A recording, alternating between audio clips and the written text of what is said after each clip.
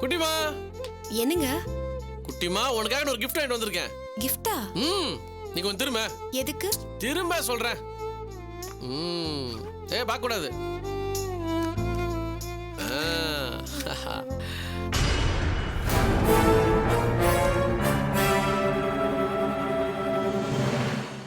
திரும்ப கூடாது.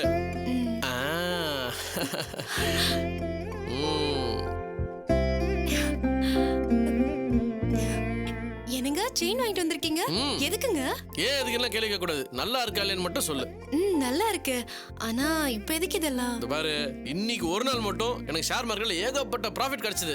அதை செலிப்ரேட் பண்ற வகையில தான் இந்த செயினை நான் உனக்கு வாங்கிட்டு வந்தேன். ஏண்டா, அப்படியே எனக்கு ஒரு செயின் வாங்கிட்டு வந்திருந்தா நானும் சந்தோஷப்பட்டிருப்பேன்ல. உனக்கு என் ஞாபகமே வரலையா? ஞாபகம் இருந்துச்சுமா. ஆனா உனக்கு வாங்கி தர மனசுல, அப்படிதானே? ஏண்டா, கல்யாணத்துக்கு அப்புறம் சொல்லி வச்ச மாதிரி எல்லா பிள்ளைங்களும் பெத்தவளை மறந்துடுறீங்களே, அது எப்படிடா? நூலாட்டம் ஒரு நகை வாங்கி கொடுத்தா நீ என்ன குறைஞ்சா போயிடுவ? அத்தை, இதை நீங்க போட்டுக்கோங்க, நான் அப்புறம் வாங்கிக்கிறேன். உன் கழுத்துல போட்டது எனக்கு எதுக்குடி? அதை நீயே வச்சுக்க. இப்ப ஏமா பிரச்சனை பண்ணுகிற? அடுத்த வாட்டி ப்ராஃபிட் வரப்ப மறக்காம உனக்கு வாங்கிட்டு வரேன், போதுமா? வேண்டாப்பா, நீ வாங்கி கொடுத்தாலும் வயசான காலத்துல நான் அதை போட்டுக்கிட்டு மினுக்க போறேன். வாங்கி தரலன்னு மட்டும் திட்டுறல. உன் பொண்டாட்டி மேல வச்சிருக்க பாசத்துல கொஞ்சமாவது என் மேல வையின்னு சொல்றேன். லாவண்யா உன் தங்கச்சி தானே, அவளுக்கு ஏதாவது பண்ணணும்னு தோணுச்சா உனக்கு?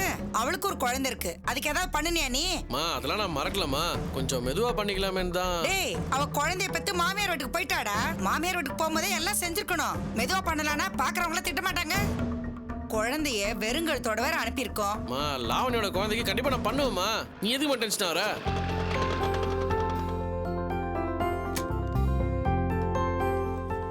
வாங்க நீ. வாங்கக்கா.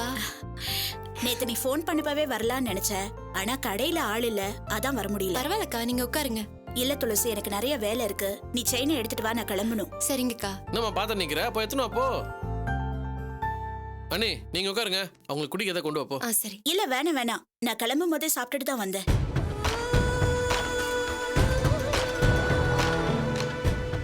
அண்ணி, உங்க செயின் பத்திரமா திருப்பி கொடுத்துறோம். உங்க அப்பா கொடுத்த ஃபர்ஸ்ட் கிஃப்ட், கேர்ஃபுல்லா வச்சுக்கோங்க. இல்லையா பின்ன, தாய் வீட்டு சீதனமாச்சே. ஆமா, இது எங்க இருந்துச்சு? யார் எடுத்தாங்க? அம்மா தான் எடுத்தாங்க. அம்மாவா?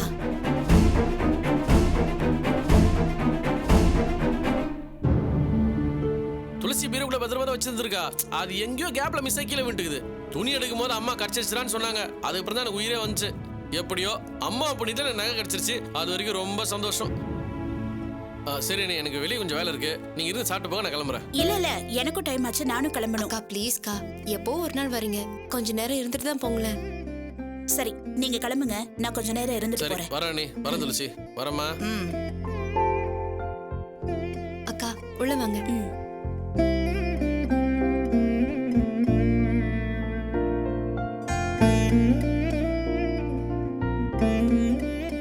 அவர் எனக்கு செயின் வாங்கி கொடுத்திருக்காரு, நல்லா இருக்கா?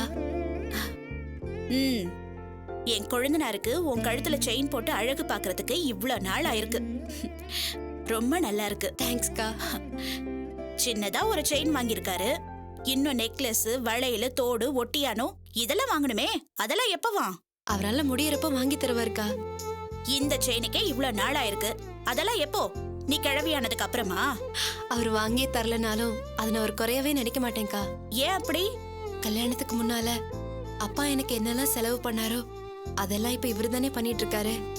இவ்வளவு தூரம் செலவு பண்ணி என்னை படிக்க வைக்கிறதே பெரிய விஷயம். படிப்பை விட நான் நகையை பெருசா நினைக்கலக்கா.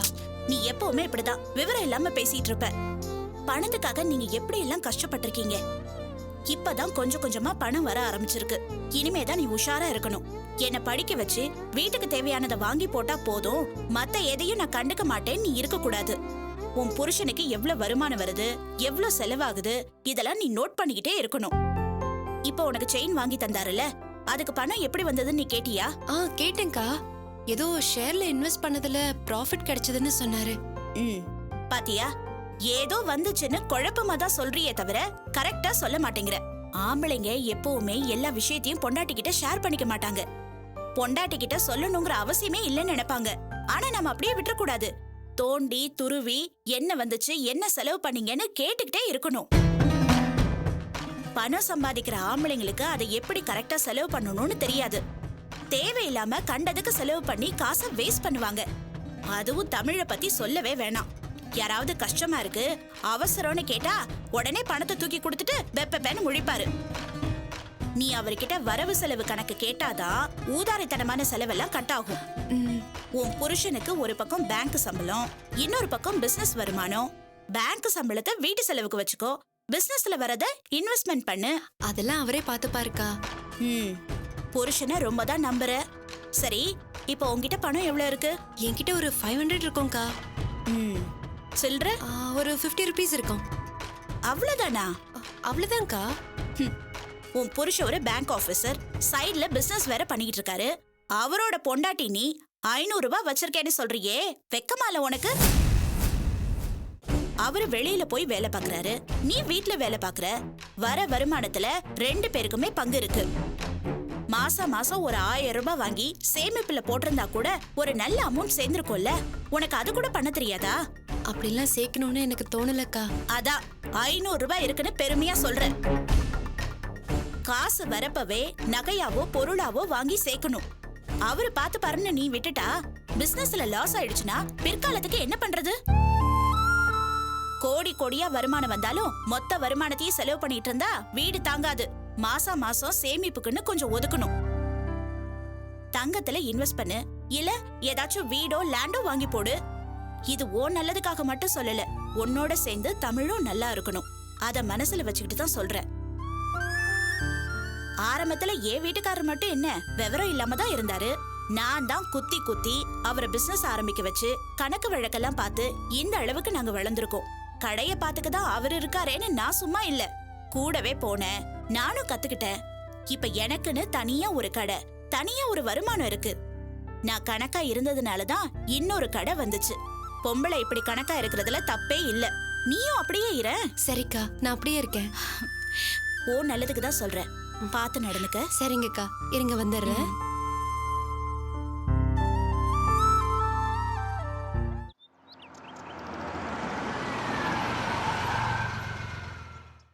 வீடு வந்துருச்சு. இதான் நமக்கு பார்த்துருக்கிற புது வீடு. பேக்ல எடுத்துட்டு வா.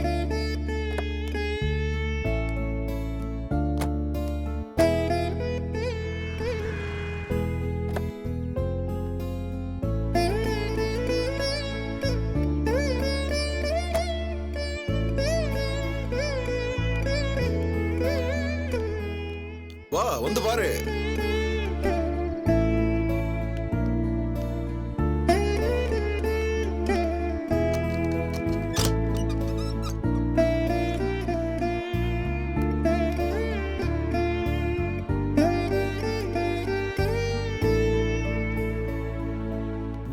மாஸ்டர் பெட்ரூம், சிங்கிள் பெட்ரூம்லாம் மேல இருக்கு. இது அடிஷனல் பெட்ரூம். அண்ட் இது நம்மளோட டைனிங் ஹால். லெஃப்ட்ல போன கிச்சன். இது நம்மளோட பெரிய ஹால். எப்படி பிடிச்சிருக்கா? கன்ஃபார்மா பிடிக்கணும், எனக்கு தெரியும். லோன்லியா பிளசண்டா வீடு பாருங்க. அங்கதான் நியூலி மேரிட் கப்பல் சந்தோஷமா இருக்க முடியும்னு சுச்சி சொன்னா.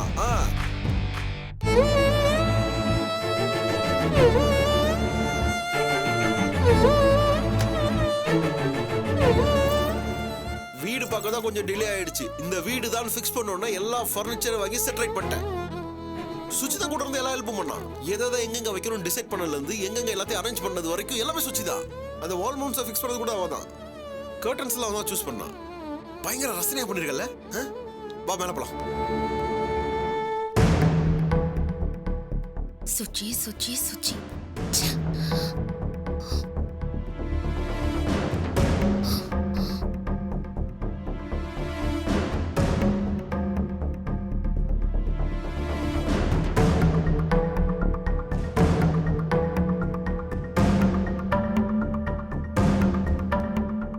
இனிமே இதுதான் உன்னோட ரூம். இதை நீ ஃப்ரீயா யூஸ் பண்ணிக்கலாம். எனக்கு எதுக்குங்க தனி ரூம்? நாம ஒன்னதானே இருக்க போறோம். ஹே, நம்ம ஒன்னாதான் இருக்க போறோம். இது உன்னோட ஸ்டடி ரூம். ஹால்ல டிவி இருக்கிறதுனால உனக்கு டிஸ்டர்பன்ஸா இருக்கும். இங்கன்னா எந்த தொந்தரவும் இல்லாம ஃப்ரீயா உட்காந்து படிக்கலாம். இன்ஜினியரிங் படிக்கிறவங்க படிக்கும் போது எந்த டிஸ்டர்பன்ஸ் இருக்க கூடாது. சுச்சி தான் சொன்னா. அதனாலதான் எப்படி ஒரு அரேஞ்ச்மெண்ட்.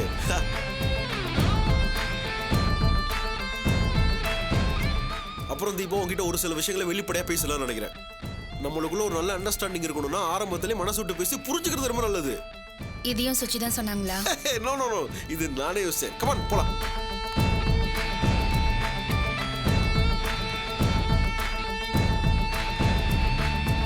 இங்க பாரு தீபா, இது வரைக்கும் நம்ம லைஃப்ல இருந்த எல்லா பிரச்சனையும் மறந்துடும். புதுசா இன்னையில இருந்து ஜீரோல இருந்து நம்ம லைஃபை ஸ்டார்ட் பண்ணுவோம். பிடிச்சிருக்கோ இல்லையோ நம்ம ஐடியா என்னன்னு கூட கேட்காம கல்யாணம் பண்ணி வச்சிட்டாங்க.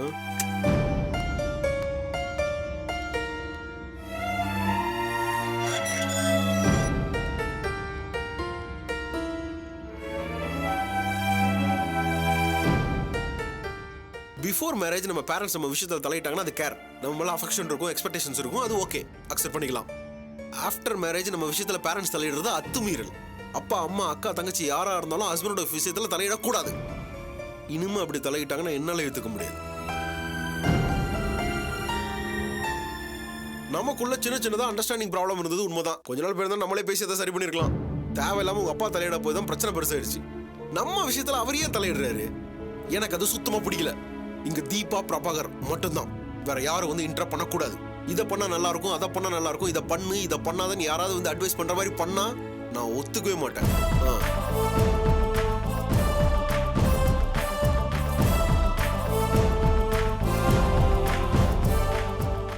இனிமே இதுதான் உன் வீடு, இங்க உன் இஷ்டப்படி இருக்கலாம். யாரும் உன்னை கேள்வியும் கேட்க மாட்டாங்க, டிஸ்டர்ப் பண்ண மாட்டாங்க. அட் த சேம் டைம் நீ என்னையும் ஃப்ரீயா இருக்க விடணும். என்னதான் புருஷன் முன்னாடியா இருந்தாலும் நமக்குள்ள ஒரு லிமிட் இருக்கு. அந்த லிமிட்டை தாண்டி நானும் வர மாட்டேன், நீயும் வரக்கூடாது.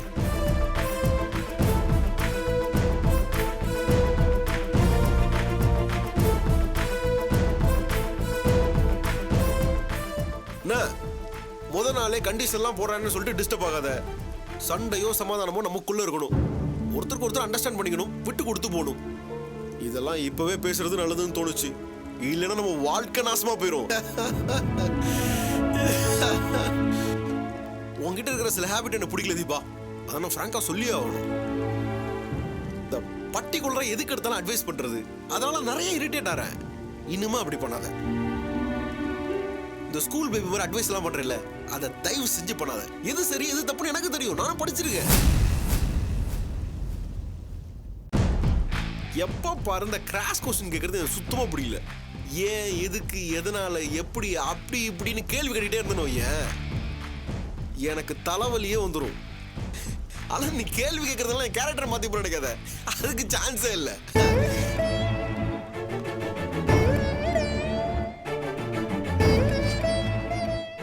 உனக்கு என்ன வேணுமோ கேட்டு வாங்கிக்கோ. அதை விட்டுட்டு நான் எங்க போறேன், எப்போ வருவேன், என்ன பண்ணிட்டு இருக்கேன், இதெல்லாம் தயவு செஞ்சு கேட்காத.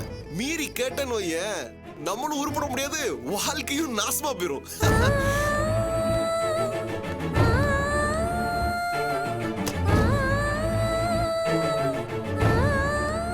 வீட்டுல 2 பேர் தானே இருக்கோம், ஒர்க் எல்லாம் ஷேர் பண்ணி போனி என்கிட்ட எதிர்பார்க்காத. கிச்சன் உன்னோட ஏரியா, பிசினஸ் என்னோட ஏரியா. பிசினஸ்ல நீ தலையிடாத, கிச்சன்ல நான் தலையிட மாட்டேன். ஒருத்தருக்கு ஒருத்தர் விட்டு கொடுத்து அண்டர்ஸ்டாண்டிங் கூட இருப்போம். அப்பதான் லைஃபை பீஸ்ஃபுல்லா ஹாப்பியா என்ஜாய் பண்ண முடியும்.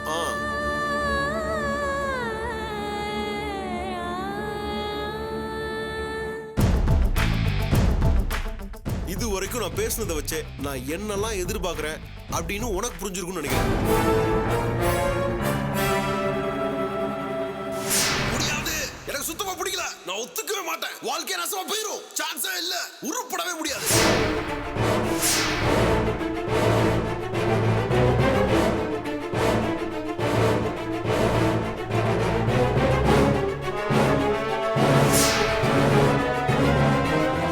ஹலோ, என்ன தீபா ஓவரா கன்ஃபியூஸ் பண்ணிட்டேனா?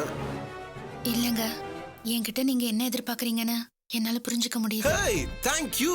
நீ ஆர்கியூ பண்ணுவேன்னு நினைச்சேன், இப்படி அக்ரி பண்ணுவேன்னு எதிர்பார்க்கவே இல்லை.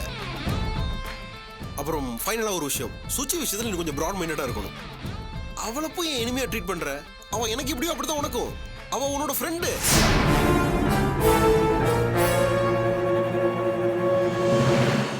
கல்யாணத்துக்கு அப்புறம் ஒரு பையனை பொண்ணு ஃப்ரெண்ட்ஸா இருக்கிறது தப்பா? லாங் எகோ நானும் சுச்சியும் லவ் பண்ணது உண்மைதான். ஆனா இப்ப நாங்க 2 பேரும் அதை மறந்துட்டோம். இப்ப நாங்க ஜஸ்ட் ஃப்ரெண்ட்ஸா தான் இருக்கோம். இன்ஃபேக்ட் சுச்சி எப்பவுமே உனக்கு நல்லது தான் நினைக்கிறா. உன் மேல கோமா இருக்கும்போது கூட அவ தான் கூல் பண்ணா. அவ எப்பவுமே உனக்கு ஃபேவரா தான் பேசுவா. நான் அவளுக்கு பிரசன்ட் பண்ணறீங்க, உனக்கு போட்டு விட்டுருக்கானோ உன் மேல பாசம் இல்லாமலா? அவ நமக்கு ஃப்ரெண்டு மட்டும் இல்ல, ஒரு நல்ல வெல்விஷர். அவளை எப்பவுமே நம்ம ஹர்ட் பண்ணிடக்கூடாது.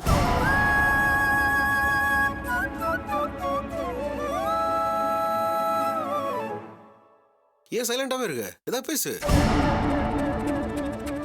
இல்லங்க, எனக்கும் சேர்த்து நீங்களே பேசிட்டீங்க.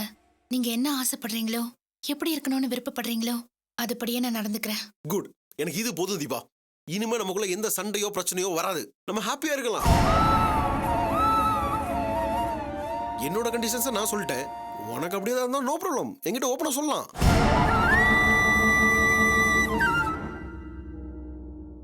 இல்லங்க, எனக்கு அப்படிலாம் ஒன்றும் இல்லை. ஒண்ணுமே இல்லையா? இல்லங்க. That's fine. எதிர்பார்க்கறத விட எதிர்பார்ப்பே இல்லாம இருந்தா ஹாப்பியா இருக்கலாம். நீ இப்படியே மெயின்டைன் பண்ணிக்கோ.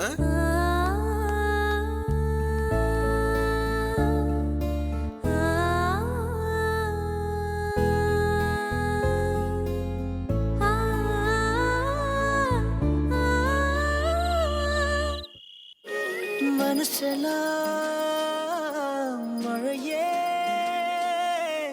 நனைகிறேன் உயிரே, என் நெஞ்சில் வந்து தங்கி சாரல் அடித்தாய் என்னாகும் உயிரே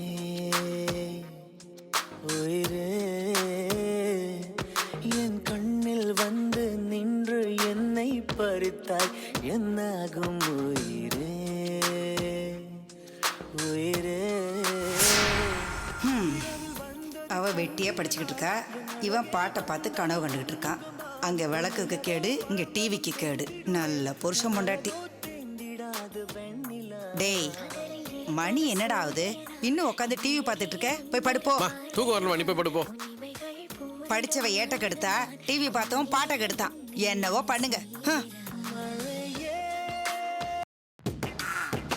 நான் சொன்னது மழை வந்துச்சா, நான் சொல்லல வெயில் வந்துச்சா, அடி ரெண்டுமே எதம் தந்துச்சா, புத்து புத்து பேச்சு என் கண்ணுல போயிருக்கா, உன் கண்ணோட மைக்கு இருக்கா, அடி கள்ளிய அறிவு இருக்கா, என் மூச்சு நின்னு போச்சு, காத்தோடு காத்தாக உள்ள வந்தியா, காத்தோட காடா. கஷ்டகாலம். இவளை கட்டிக்கிட்ட கொடுமைக்கு இவன் காலம் முழுக்க டிவி பார்த்தே சந்தோஷப்பட்டுக்க வேண்டியதுதான். என்ன பொழப்போ.